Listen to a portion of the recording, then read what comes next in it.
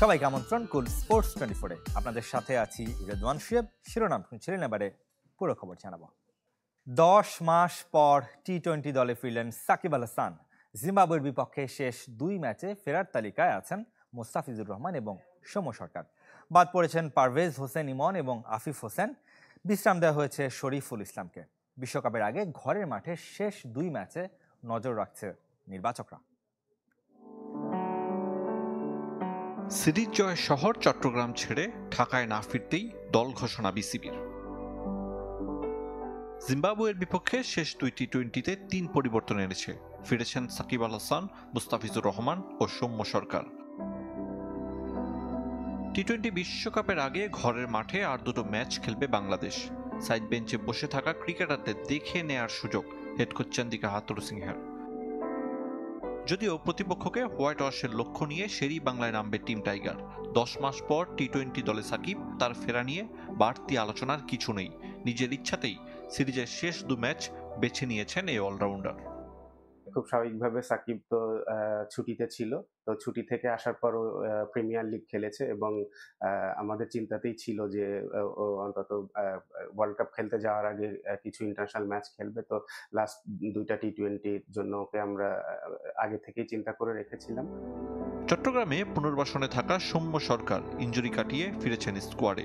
নির্বাচক আব্দুর রাজ্জাকের কথাই স্পষ্ট, মূল একাদশে থাকছেন সৌম্য।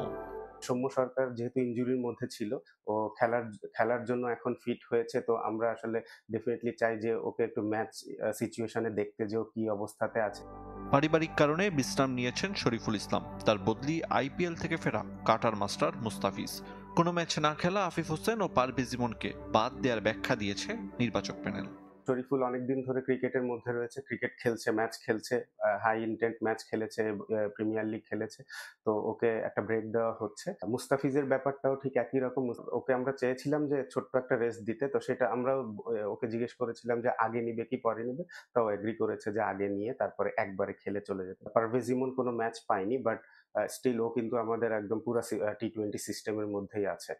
চট্টগ্রামে সিরিজ জয় নিশ্চিত হলেও শতভাগ স্বস্তি দিতে পারেনি ব্যাটিং ইউনিট। বিশ্বকাপ দল ঘোষণার আগে নির্বাচকদের নজর তাই ব্যাটারদের উপর।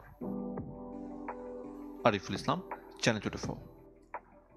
এদিক দুপুরে চট্টগ্রাম থেকে ঢাকায় ফিরেছে বাংলাদেশ এবং জিম্বাবুয়ে দল। অধিনায়ক নাজমুল শান্ত সহ 2-1 ম্যাচ খেলে মঙ্গলবার রাতেই ফিরেছেন। তবে এদিন একসঙ্গে বেশিরভাগ ক্রিকেটার এবং কোচিং স্টাফকে বিমানবন্দরে দেখা গেছে। দলের সবাই একই বাসে টিম হোটেলে গেলেও শেষ 2 ম্যাচের দল থেকে বাদ পড়া আফিফ হোসেন এবং পারভেজ ইমন নিজ নিজ বাসায় ফিরে গেছেন।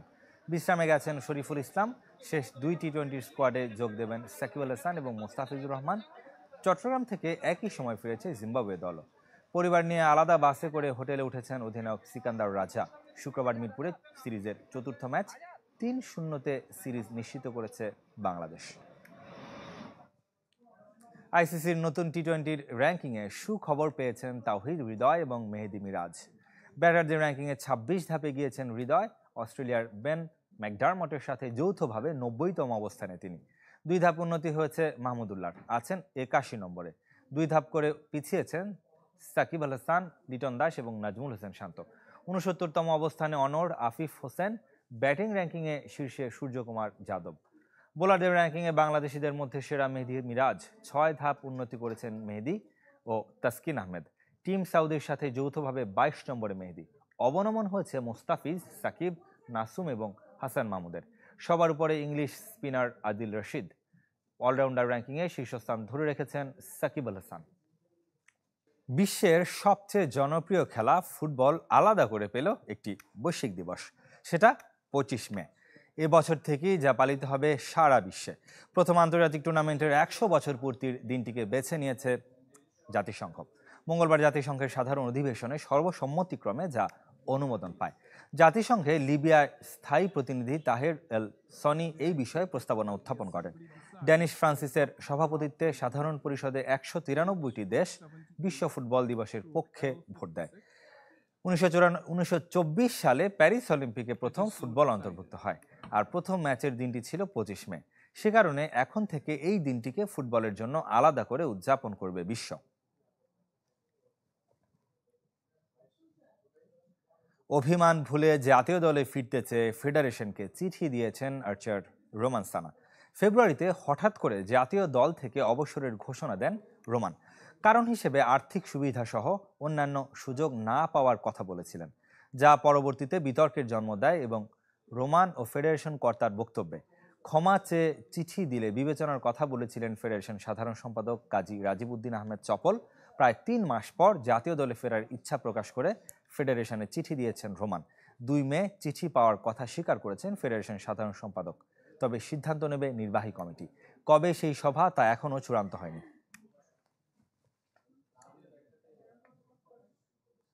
হকির খবর জানাবো এবার। শেষ হয়েও যেন হচ্ছে না প্রিমিয়ার লিগ।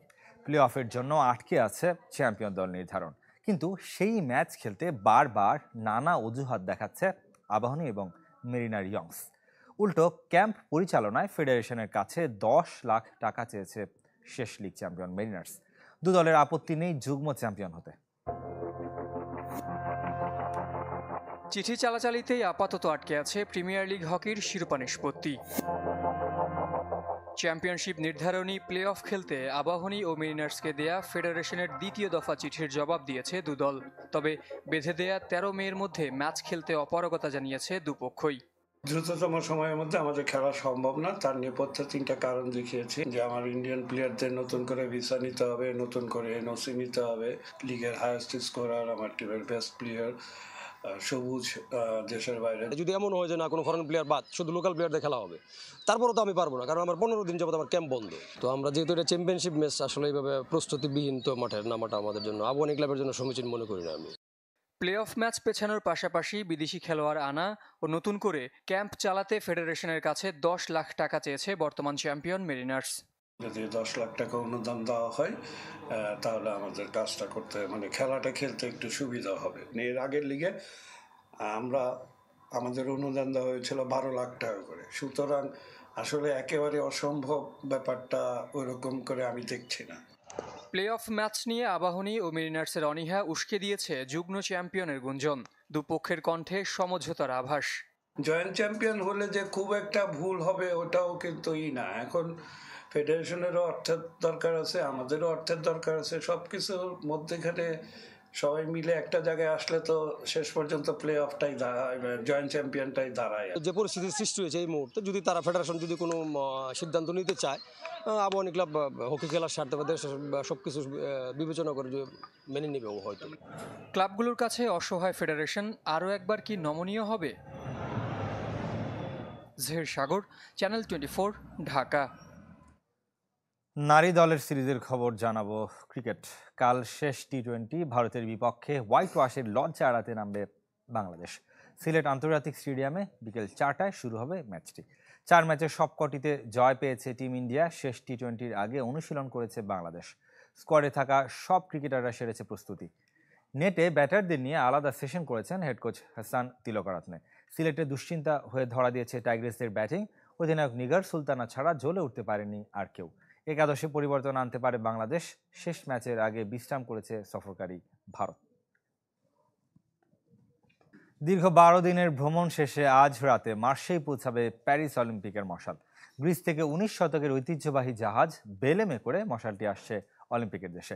প্রথমে নামবে মার্সেইয়ে, সেখান থেকে প্রায় 1.5 লাখ মানুষ প্যারিস অলিম্পিকের টর্চ দেখবেন বলে ধারণা করা হচ্ছে। ইতিহাসের সবচেয়ে বড় টর্চ রিলে হবে এবার, যা কিনা 68 দিনে 10,000 মানুষের হাত ঘুরবে। এর মধ্যে 102 বছর বয়সেও একজন আছেন। ফ্রান্সের 400টি শহর ঘুরবে এই মশাল। অন্তত 10 লাখ মানুষ যা সামনে থেকে দেখবে।